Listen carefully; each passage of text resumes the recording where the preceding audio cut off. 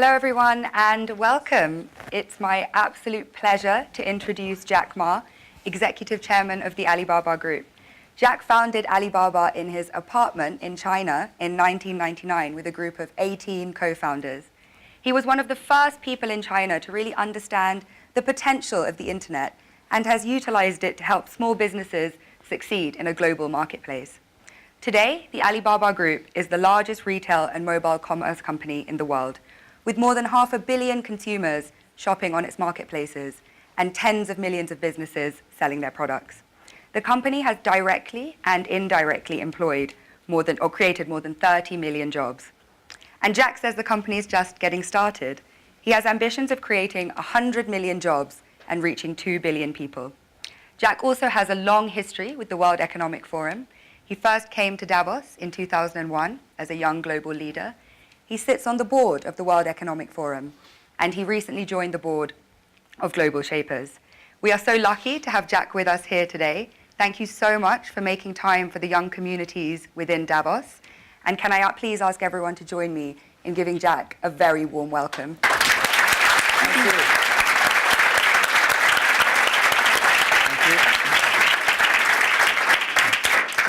We have global shapers, young global leaders, and technology pioneers in the room who are all really looking forward to asking some questions. So I'll just kick off with a few first. Please. So you ended your interview last year by saying we really need to pay attention to people who are 30 years old, to the next 30 years, and to companies that have less than 30 employees.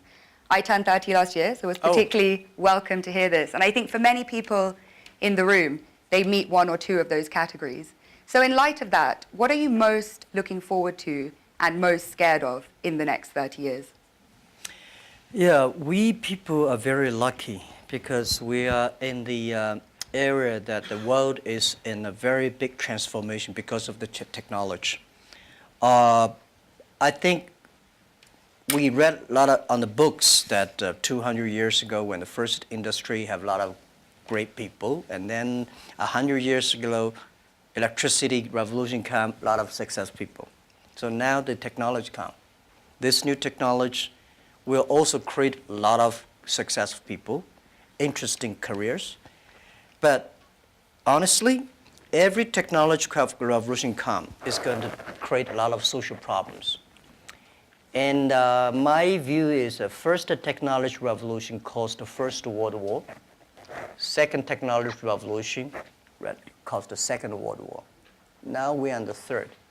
So what is going to happen? People worry about artificial intelligence. People worry about robots. People worry about a computer and data and privacy and securities. People start to worry. But whether you worry, it will come. You don't worry, it comes. So the thing is how you change yourself. So I think next 30 years, the world is going to be huge change. If there's a third world war, I think the world war should be a war against disease, a war against environment pollution, right? A war against poverty together. We should not a war against ourselves. But if we do not see clearly that, using the new technology to solve this problem, if we do not unite, align together, human beings are going to fight each other. Because every technology revolution will make the world unbalanced. When something unbalanced coming, somebody used to be number one, suddenly become number two, and somebody was number three, and then become number one. It's all well comfortable. So we people, if you're 30 years old, my view is that when you are 20 to 30 years old, you should follow a good boss, join a good company to learn how to do things properly. When you're 30 to 40 years old, if you want to do something yourself, just do it. You still can't afford to lose, to fail. But when you're 40 to 50 years old, my suggestion is that you should do things that you are good at, right? And not do things that, oh, that's very interesting, I want to try something new. It's a bit dangerous more. When you're 50 to 60 years old, spending time training and developing young people, the next generation. When you're over 60 years old, better stay with your grandchildren. But this is normally general like that. Not everybody were like, but most of the people were like that. So 30 years old, we people next to 30 years are the luckiest period. We have a lot of challenges, a lot of things are happening, and with our knowledge, with our physical power, it's time you need to change. You have to think, if you want to be successful tomorrow, it's impossible. If you want to be successful a year later, it's impossible. But if you want to win 10 years later, you have a chance. That is what I think.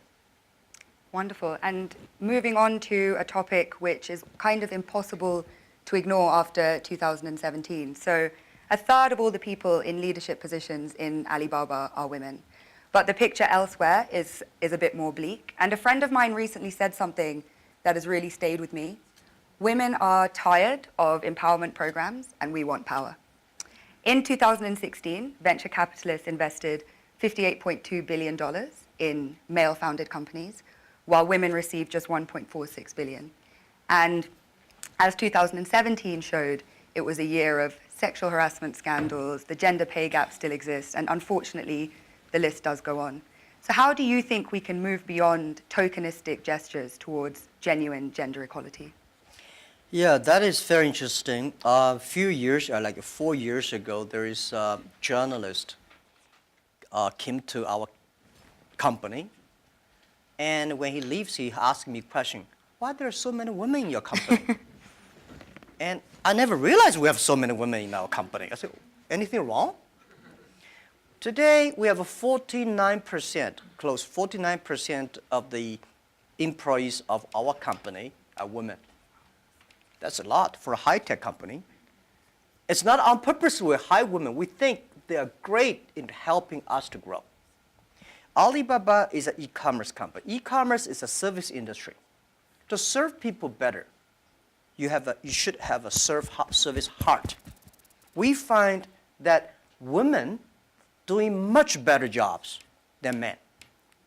And the second is that last century, people compete because of muscle. No, not this century is not muscle, it's the wisdom. And next is, I believe, if a person wants to be successful, you should have a high EQ. But if you don't want to lose quickly, you should have a high IQ. But if you want to be respected, you should have high LQ, the Q of love. So those three Qs put together, a lot of men, they have a high IQ but low EQ, and a very tiny LQ. Women, balance-wise, they're the best. If you want your company to be successful, if you want your company to operate with wisdom, with care, women is the best. In my company, we notice that women, they care others much more than men. Even our site, today on shopping site, e-commerce, we find that women buy a lot of things. But they buy for their husband, their parents, their kids. Men only buy for themselves mostly. Because you care, that makes you the difference. So we have a 49% of the colleagues in the company are women, and close 37% of the senior management are women. We never feel anything wrong, and women, they sacrifice more. When they love it, they believe it, they continue to do it. So I think one of the secret sauce for Alibaba to be successful was successful in the past 18 years because we have so many women colleagues. And the other thing is that we feel so proud. And most of the time you see I go out, I never realize that when we count always 50% of women with my delegation, my team. Because we never think they're women, we think they're great colleagues. So if you try to say, now we got too many men, so we have to put some women inside, that's a disaster for both sides. So what would your advice be to companies that operate a little bit more on that quota-based system but seem to be not making progress or not having such kind of representation? When you have a quota-based, you must have a lot of women. You will never reach that. I think if a company full of men, trust me, this company cannot be sustainable, cannot keep on growing. Because just like a steel, if you don't put wood inside, the steel is too tough, it's easy to break. So when you have a woman and man in the same company, when something happens, the women are for example, one of the value for our company is that the number one value is customer number one, employee number two, shareholder number three. This is everywhere I go. Wall Street did not like my point, but this is what I said, you know. If you like us, invest in us. If you don't like us, please sell our stocks, don't buy us. We believe customer number one, employee number two, shareholder number three. But when we start to compete, men suddenly get very angry, and they start, and women always come and say, no competition, let's think about customer number one. Most of the women, they believe in the first day dream or first day love. Most of the men, easy to forget. I'm sorry, it's not I say bad about men. This is statistic. This is statistic. This is why our company work the balance. And it's naturally happening. It's not like so a lot of people have a tendency, man is better in doing things. But we think that even if man is better, we still have to hide the woman inside. And then the women have enough women will hire people more. So this is how we did it. So I don't know how many high-tech companies in the world like us, 49% colleagues are women. We feel proud of that. As you should be, and I think it's a very strong message to send out to, like I say, other companies that have a range of reasons for why that's not the case, because clearly you've been able to build the most successful one with that being so. So you just came off stage after giving a talk about digital e-commerce and what needs to happen for small businesses and entrepreneurs to benefit from globalization. At a time when globalization once again is being questioned, is it really delivering for the most vulnerable? Is it delivering for people in the global south, etc.? So what is your message to people in this room kind of about globalization, really? I think globalization cannot be stopped. Nobody can stop globalization. Nobody can stop trade. And I believe if trade stops, war starts. Trade is the way to solve to dissolve the war, not to cause the wars.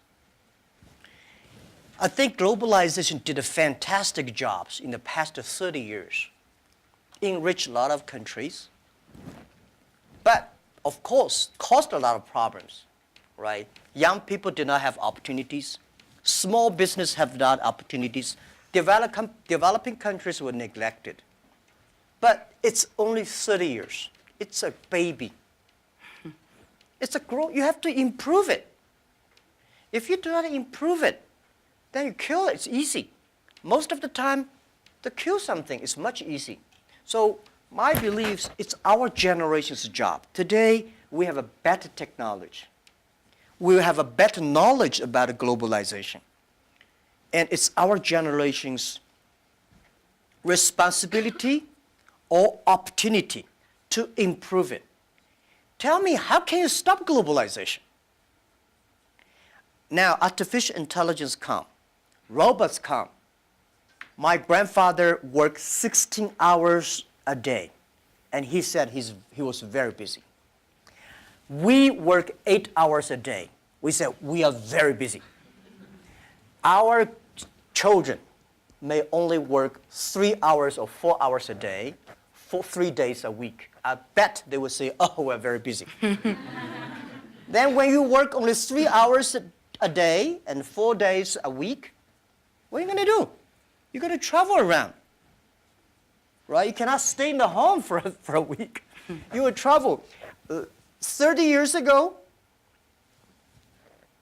normal life, you visit 20 to 30 cities whole your life. 30 years later, in your life, you will visit 300 cities in your life because of mobile. How can you stop it? It's impossible. So thinking about that, the only thing is to improve it, to make it simple. Global trade should be simple, should be modernized, should be giving inclusive. Everybody have the opportunity. So my strong message is that, well, I feel sorry for WTO. They did a great job, but in the past 20 years, when you put the 200 government ministers in one room, how can they agree on something? Right? Because I don't like your country. No matter how good suggestion you have, I say no. But business people, even if we put 200 business people in one room, we will surely agree on something. And this is what I believe. The next generation of globalization should be inclusive, should create opportunities for young people to get involved. The first globalization in human history was controlled by few kings and emperors. Last 30 years, globalization was controlled by 60,000 big companies. If you're not among the big companies, if you're not in the big, powerful countries, you don't have a chance. The next 30 years, I bet we will have 6 million or 16 million or 60 million companies get involved in globalization. And I'm sure we will make it happen. Together with a lot of people, maybe with you. With a mobile phone, if people still using mobile phone 30 years later. With a mobile phone, you can global buy. You want to buy something from Kenya, you just click. You want to buy something from Norway, you click. Global buy, global sell. If you're a small thing, without internet, you can only sell in your village or small town. Today, you can sell across the world. And global pay, global delivery, and global travel, the only thing you have to bring is a mobile phone, no, not even a passport. This is going to happen in 10 years. And this is the message. Let's catch this opportunity. If you complain, the other people catch it. If you catch the opportunity, embrace it now, you will be the next Alibaba. People like me, I was born in a very poor family. I never got a great education. I failed all the examinations. For what reason, I don't know. But later, I realized I don't have money, I don't have technology, I don't have a lot of good backgrounds. We have a rich uncle or something, no. The only thing I competed with my people, the young people, is let's compete for 10 years later. This is what I believe 10 years later will be happening. So everything I do for that goal, I know 10 years later, this thing is going to happen. So prepare for that. Because I know if I compete with him for next month, no chance. So this is how my message is. It's a challenge, but it's an opportunity. And it's the opportunity for people like us. This world, the most difficult thing is to convincing a successful people. When you tell him, this is a great opportunity, he says, no, forget it, right? I've been doing this for 30 years. But for people like us, we're looking for opportunities in order to survive. So we will do anything to be creative. So this is the message. 30 years, it's opportunity for us. It's a challenge for those people who are 60 years old. If they're 60 years old, not discrimination, but it is tough for them. And maybe says something about how we need to look at government as well in terms of more young people entering and doing policy making. So if there are these 6 or 16 or 60 million businesses and we're all kind of hyper-connected, on a more fundamental level, do you think consumption is making us happy? Consumption? What do you mean consumption by making us happy? But through consuming, are we becoming happier through being more connected? Is that genuinely driving of course, connection? consumption will make, without consumption, definitely we're not happy, right? But if the consumption may not be, the thing is that for me, people like me, people say, Jack, you are very rich, but I don't have time to spend money. And I know this money does not belong to me. When I have 1 million, 2 million, it's my money. But when you have 20 million, problem comes, you think the US dollar is going to devalue or English pound and the stock market is going to problem. When you're over $1 billion, that is the responsibility because the society trusts you, Kim. manage the money better. If you think that is your money, you'll get into trouble. This is what I always believe. How can a person have 20 or $2 billion?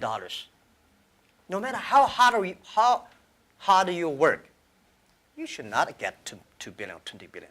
The money people put on you is the trust and credit you have. So you should spend money better than government. You should spend money better than the other people. Spend money on the right places. So consumptions, yes. And like a service industry, let me tell you one thing. The AI robots is going to kill a lot of jobs. Because in the future, machine. But we have to create modern service industry. Service industry is going to have. Service is got a lot about consumptions. So doing the consumptions, service industry has huge hope. But you have to do uniquely. I think from that slightly philosophical point, we can turn to the floor for questions. So if you, if you could please introduce yourself, say where you're from, please keep your questions succinct so we can take as many as possible and relevant for the whole group. Great, so would you like to go first? Hi, my name is Parv. I'm a global shaper from Chicago. And you just talked about philanthropy, and I'm curious if you could talk about how you see your role is changing in the giving space, particularly given the fractured world we live in. Yeah, I think philanthropy, it's not about helping others. It's about helping yourself. I had a huge debate with my colleagues. Several years ago, there was a big earthquake in China. And there was a big earthquake in Japan. So we donated I forgot the exact, like $20,000 to Japan, $10, $15 to China. And people say, why we donate that little? Because we have a lot of money. And my point is, no matter how much money you donate, 2 million, 20 million, that money compared to that is tiny. You cannot change a lot of things there. The thing you donate because you change yourself. When you change, the world is changed. You have to change yourself, right? And the next thing is that philanthropy is about action. It's about involvement. It's not about giving money. It's about to wake up people's consciousness. So I think, to me, I grow up, and my globalization is grow up in this place. Year 2001, when I was nominated as a young global leader, I had no idea what is Davos, where is it, and what is about a young global leader. But I came here, I learned, I listened about these corporate global citizenship and globalization and all things. I grow up. I understand. This is, to me, it's like a philanthropy. And this has changed to me, as I told Schwab, that every time I come to Davos, I want to spend time with young people. Because I benefit from young global leader, early days. When I listen to Bill Gates, Bill Clinton, and George Soros, these guys, at that time we don't have that many people. Very poor facilities. Well, very cold. I work like 30 minutes driving in a bus coming here and watching. But now I think still have. But this is good. This is the tuition we pay for a grown up. And now, to me, I think spending time with you benefit me, and also I want to tell you my true experience. It's a philanthropy. It does not necessarily mean money. So by charity, you cannot change the world. But if you have a philanthropy heart, you can do a lot of things. So I find this one, unfortunately, a lot of people have a business heart here, making money, but do things like a philanthropy. What we should do is should be a philanthropy heart, but have a business skill. I hate a lot of people do the opposite. They want to make money, but they talk like a philanthropy. And they do like a philanthropy, waste a lot of money. So this is what I mean. And it's, if you want your team to continue to work with you all your life, you have to plant the seed of care the world, care others. The first day they join. I don't like a lot of companies make a lot of money because making pollutions and counterfeit products. By end of the year, donate some money. This is no good. Business, the philanthropy idea should be buried into the business model. That's, yeah. Philanthropy of heart, I think, Yeah. a message that young people can take forward. Please. Hi, my name is Iman. I'm a global shaper from the Jeddah Hub in Saudi Arabia. My question is, as a young boy, did you envision that your life would be like this? Did you have intuition about this? And if so, do you think the belief helped in achieving such great success? As a young boy, I never thought, as a young boy, even today, I never thought I would be here. Honestly, I never thought. But as a young boy, when I look back, every problems I met when I was a kid benefited me. I failed so many times. People probably know that I'm applying jobs for so many jobs, over 30 jobs, all rejected, not even got a chance. 24 of us were interviewed for a KFC job. 23 accepted. I was the only guy rejected. 6 people went for looking for a police job. 5 accepted. I was the only one. My cousin and I applied job as a server in a 4-star hotel in my city. We waited a long queue for 2 hours. He was accepted. I was rejected. So my mother looked at me, but I know this is a training course for me. Before my 30 years old, I'm a failure. People lose, but I never give up. I think there is an opportunity there. And then I was a teacher later. I graduated from university. I was a teacher in the university for 6 years. Number 5 year, I was elected the best teacher of my university, elected by students. So I said, everything I taught my students are the things I learned from books. What if I go out, spend 10 years, experience all the things, whether fail or succeed, I go back to teach again. That was my original thinking doing Alibaba. So I never thought I could be rich.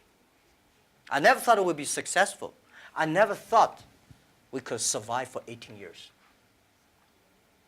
And then we made it. The only thing that today we should do is share the experience and know-how, especially share the mistakes, suffers with others. My thinking is that, you guys remember, if you want to be successful, learn from the other people's mistakes. Don't learn from the successful stories. Successful stories they make, don't listen to that. There are a lot of reasons behind it. Just like I remember the first time Harvard Business School came to us, say, Jack, we want to write a case study for you. Yes, years 2001 or 2000. They came, they spent 1 week, and they write a report, and I read, I said, this is not me. And they said, this is you. I said, no, this is not us. He said, this is you. So they make up his sign, and the case study go up, and they start to teach in a lot of universities. The next 5 years, they invited me to go to the case study, and they always find a competitor of my company. And after every case study, Alibaba will die, that company will succeed. All the students agree. And actually, every 5 years, all the competitors die, we still survive. So how can you study this kind of a successful story? Learn from the mistakes, the other people. No matter how smart you are, you will encounter these mistakes. You learn from mistakes not because you will be able to avoid mistakes. You will able to, when these mistakes come, this suffer comes, you know how to deal with it, how to face it. The book I want to write, if I if I want, if I can, is Alibaba 1001 mistakes. This is the most treasurable things that in my life. In my life, it's not how much we achieved. It's how much we gone through the tough days and mistakes. And this is what, if you start to think now, it would be good. So if you ask me when I was a boy, I never thought about that. Never. I Let's was go lucky as a to person. the back of the room. Yeah.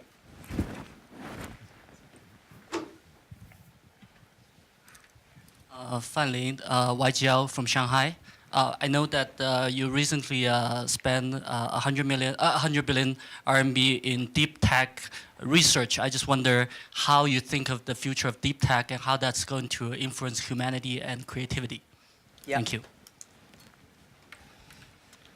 I think technology, as a company, we invest 100 billion RMB, which is like 150, right?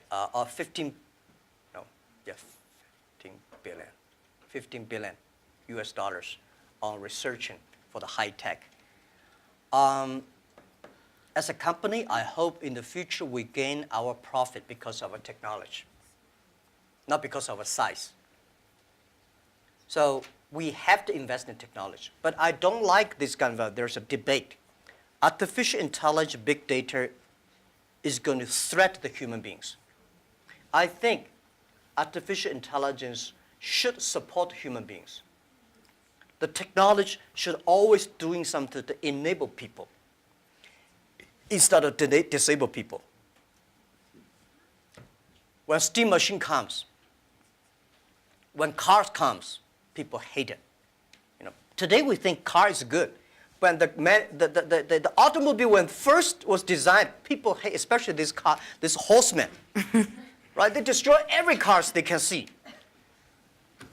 So I would say, people like us, when we have the money, we have the resources, we have all the excellent young people, we should spend money on the technology that enable people, empower people, make life better. So this is what we want to invest. And I think artificial intelligence, no matter how artificial intelligence is good, human being in the future compete with the machine on knowledge, you don't have chance.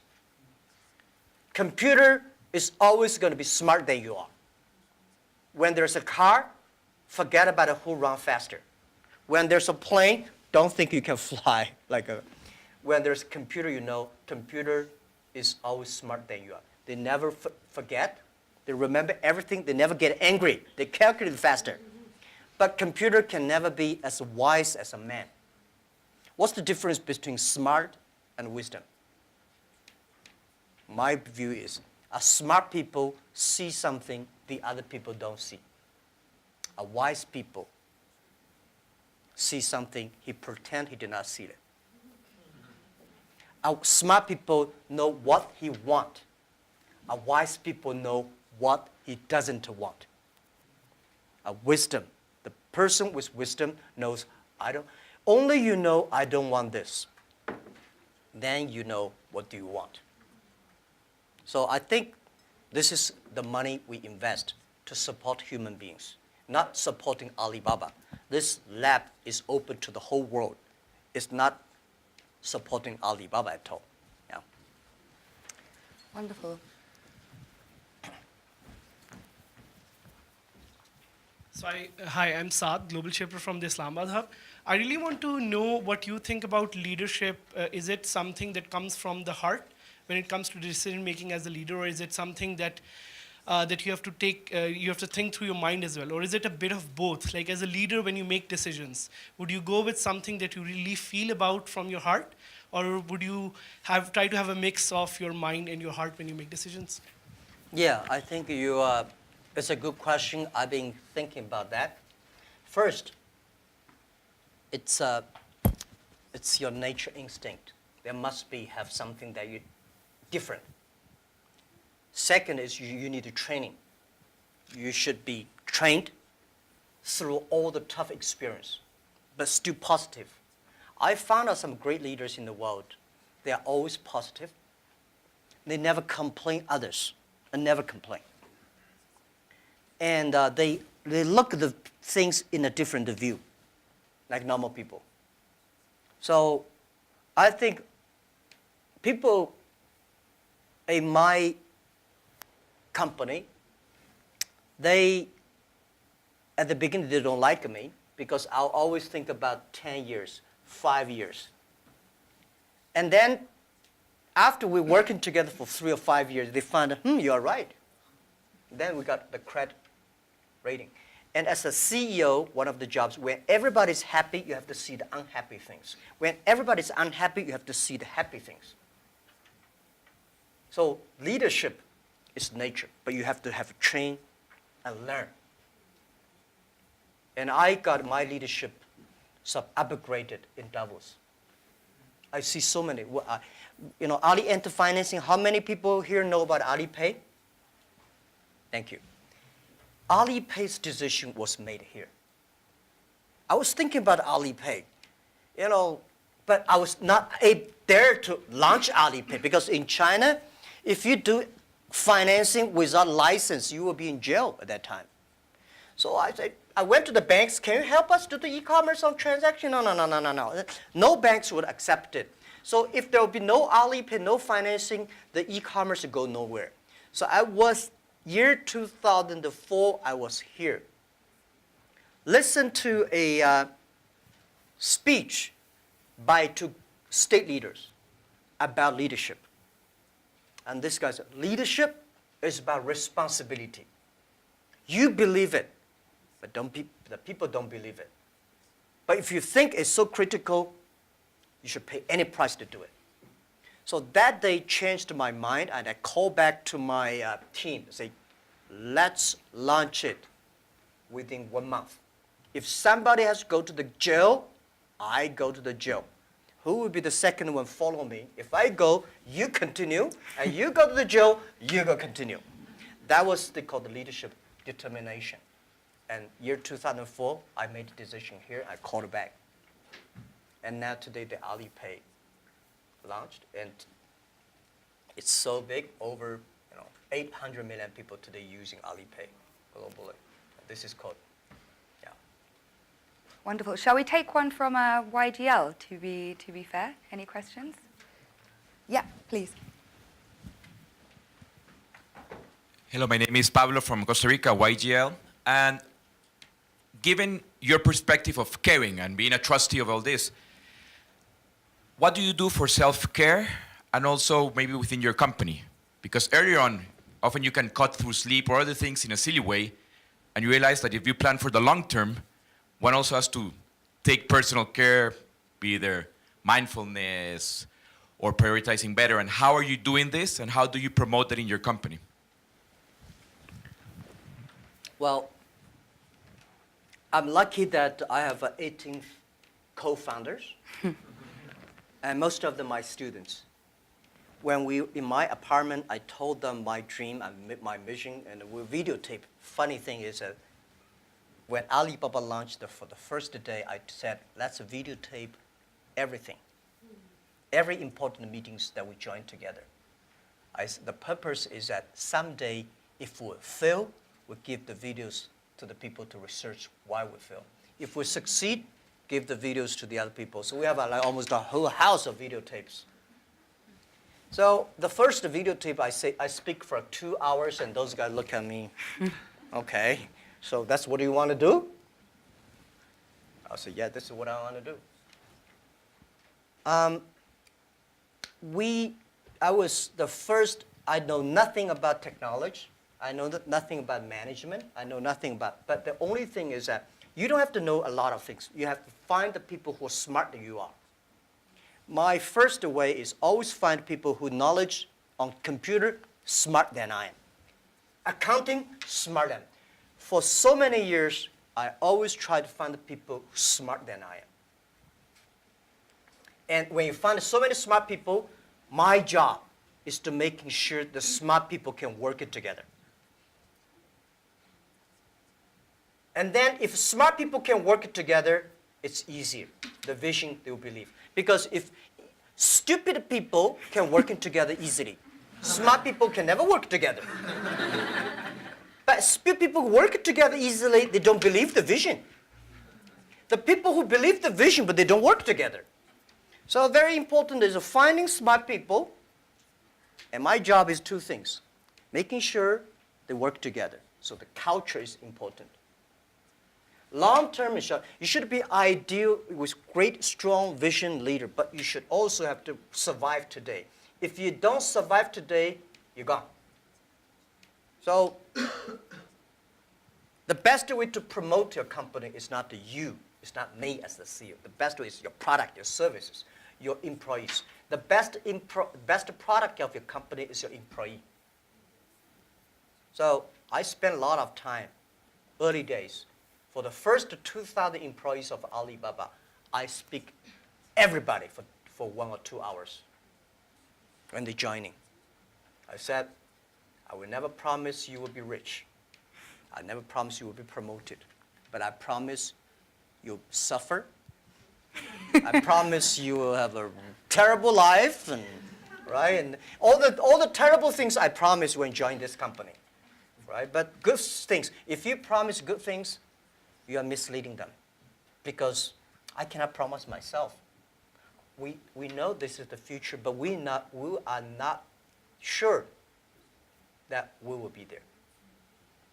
But if we don't work together, we all will lose our job. So that's the thing. And they do always say, and I think I've experienced this myself, if you knew how hard it would be, would you do it?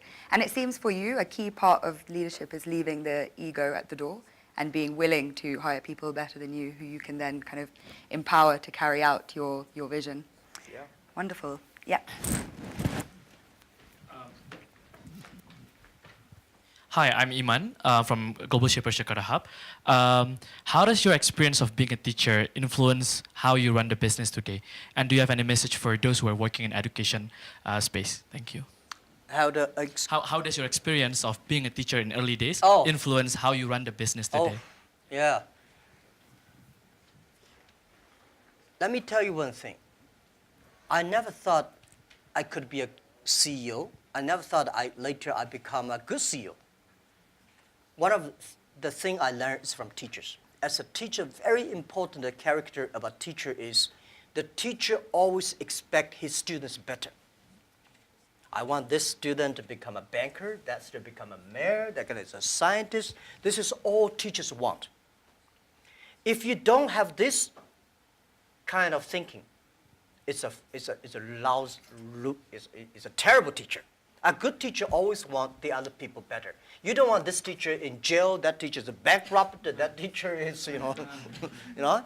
So as a CEO, I trained myself is I always want those people join the company do better than they thought. And everything the company should do is making sure the good environment to training him to be more positive. And everything we do, this is a teacher. And teacher does not mean I know better than you are. Everything I know better than you are because I learn from others. So a teacher should learn all the time. A teacher should share all the time. A teacher should always expect the other people better than you are. And by the way, education, it's a big challenge now. If we do not change the way we teach, 30 years later we'll be in trouble. Because the way we teach, the thing we teach our kids are the things the past 200 years. It's knowledge-based. And we cannot teach our kids to compete with machine who is smarter. We have to teach something unique. That is, machine can never catch up with us. In this way, 30 years later, our kids have the chance. I hope I answered your question. It's a very difficult one to answer, but what are those skills that you think we need to teach? If we're moving away from knowledge, what are the key things? Value, believing, independent thinking, teamwork, care for others. These are the soft part. The knowledge may not teach you that. Folks, that's why I think we should teach our kids on sports, the music, the painting, art. So making sure human should be different from everything we teach should be different from machine. If the machine can do better, you have to think about it.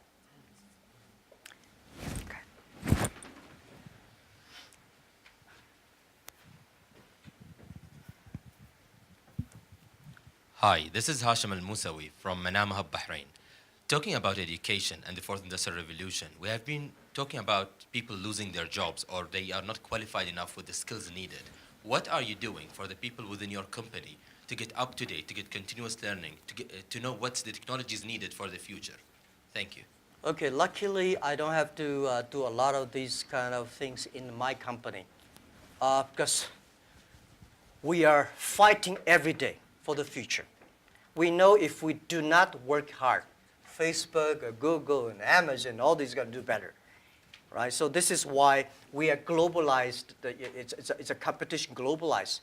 But we know that it's not about technology competition. All the people today, not like 18 founders, we only have 2.5 people are engineers. Today we have more than 25,000 engineers. They are all smart people.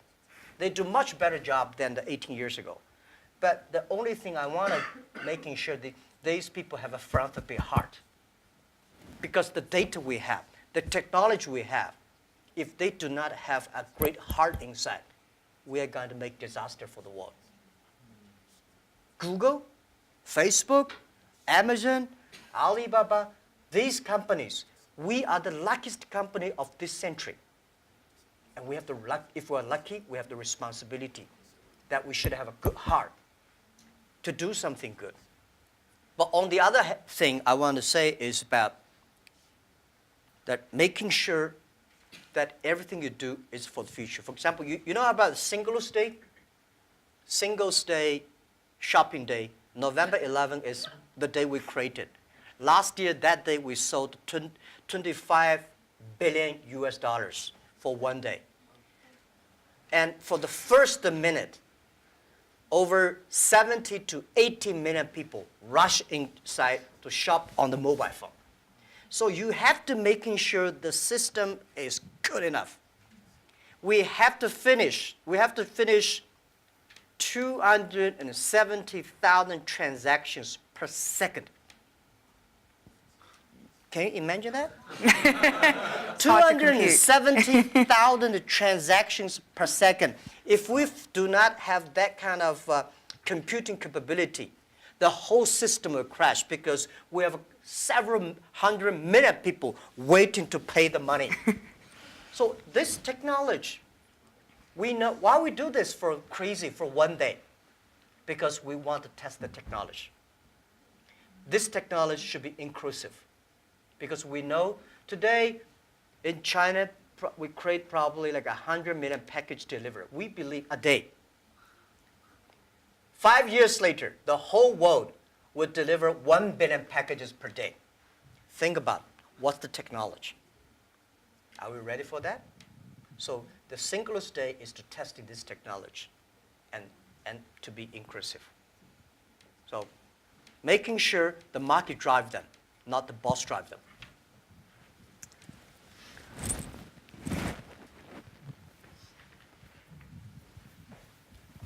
Thank you, Harry. Thank you, Jack. Jesus Cepeda from Mexico, from the Monterrey Hub, Global Shaper.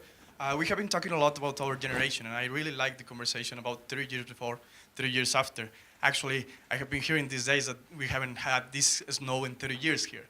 So the question is going to a quote of Professor Schwab. He said a couple of months ago to the Global Shapers that we're the first generation that is going to suffer about climate change, and we are the last one that can do something about it. So with your teaching passion, what are the 3 things that you are saying to educate the 10 million employees or the 100 million employees or everyone who's looking at this video to develop an environmental mindset, a spiritual mindset, a non-fragmented world mindset? Okay. First, let me say this. Every disasters, the environment disasters, is a reflect of human heart today. Because when we need too much, we destroy a lot of things. I think the human being today, the past 200 years, because of knowledge-based technology or knowledge-based training system, all we want to do is get more. We want more things. We go to the moon, we go to Mars, we go this, we always outside looking. We human beings never inside looking. If you don't have the inside looking, you will never be wise. If you're not wise, you never know what you don't want. Today, human beings get much more than they expect they should have.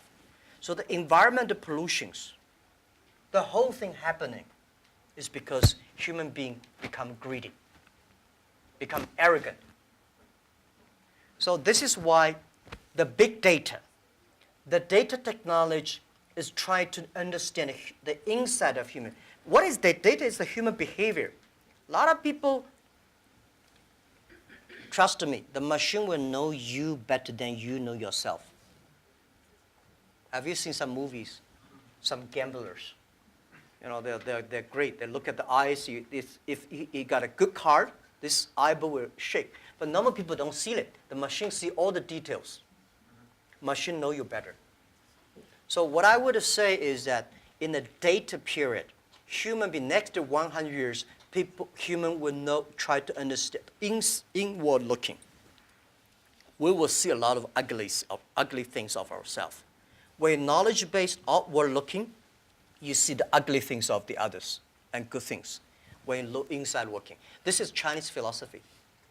Chinese people, our believing is always inside working. We're supposed to have inside checking every three times a day. But not really. If you can really do that, you can do that. Then you'll be good. So for environment, you're right. If we do not make action, take action, all the money you make will spend in the hospital, medicine. Our kids will be in big trouble. So let's fix it. And first fix our heart, fix our know-how, and fix our belief. When you have a belief, when you have a religion, when you have a value, it's better. So I think this is what I concerned me. This is what I think the young people should always have, the value, the mission. If you have something you believe in your heart, then it will be different. This is what next 30 years education should be focused on. We have time for one last brief question. Karuna?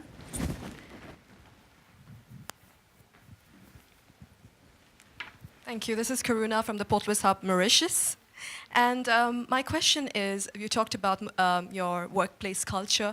I'd like to have one or two examples, if possible, of how do you motivate your employees. And I'd like to throw in a last question is, how much do you sleep? Because this is such a controversial topic and I keep hearing different versions. Thank you. What about keep the different versions? Some people say you don't need sleep. I've heard CEOs sleep only 4 hours. I've heard CEOs sleep only 3 to 4 hours, and whereas I've heard you need at least 8 hours. So yeah, I'm a bit divided, and I'd love to know your secret. Thank you. Yeah. How do I motivate, incentive or motivate my colleagues? You have to find the people that can mobilize themselves. It's impossible to encourage a negative person. So the people you hire, the people work together, they have to be, or you cannot, we have 65,000 employees now, you cannot hire all of them that positive, but at least the people work with me. My management, leadership, several areas, they have to be positive. They have to know to incentive the others, because I cannot incentive everybody. And making sure the culture. So I think it would be very painful for me to talk to my vice president, and he need to be incentivized and mobilized every time, right? This won't work. If he does not know how to incentivize or mobilize his people, it's better. I don't think he will be the vice president. He should be a good engineer, good designer, but not a good leader. A good leader should know help, but not by only money. Most of people incentivized or mobilized not because you give them a lot of money. You give them respect, trust, appreciation, and correct, heartful advice. When you come to my meetings, internal meetings, you will be shocked because we are not like a lot of the other Chinese company. The boss say, everybody listen, take notes, and go down. We are like a war room. We make decisions based on whose voice is louder. Right? Early days, we fight and talk, and then making sure everybody speak up. Right. So this is also a way of mobilize and incentive. There are a lot of ways, and different people have a different way to send incentive. So this, how much time I sleep? Yeah, I have a problem. I mean, I sleep not very short, but not good. And I don't eat a lot. This is something that I was curious. I don't eat a lot. I'm a very picky on the food. And I don't know, sometimes I would love to see what the things that make me work like that. But for sure, that if I suddenly give me 1 month vacation, I'll collapse. I think there'll be something in my heart, maybe the mission. At the beginning, it's a mission of 18 people. Today, we have 65,000 people. They all believe the mission. So if I give up, I can give up my position, but I should not give up the mission. If I give up, everybody say, hey, no. So, and then especially today, Alibaba at this size, people continue to say, for this size, the growth rate will be tiny or down. So what's the 10, 20 years Alibaba will look like? If you want to still be greater or triple our size, what the direction? How to do it? So I spend a lot of time thinking. And I love to think. Good thing is I have a good team now. I think, I do the talk, they do the work. Yes. On that note, I'm sorry we didn't have a chance to take everyone's questions. We'll just have to make this an annual convening from now on. And I hope you can all join me in thanking Jack for his strong message of youth, inclusivity, particularly in the context of trade, and how we should all take time to look inside ourselves, cultivate our wiseness, because that's how we'll differentiate ourselves from machines. Thank you so much.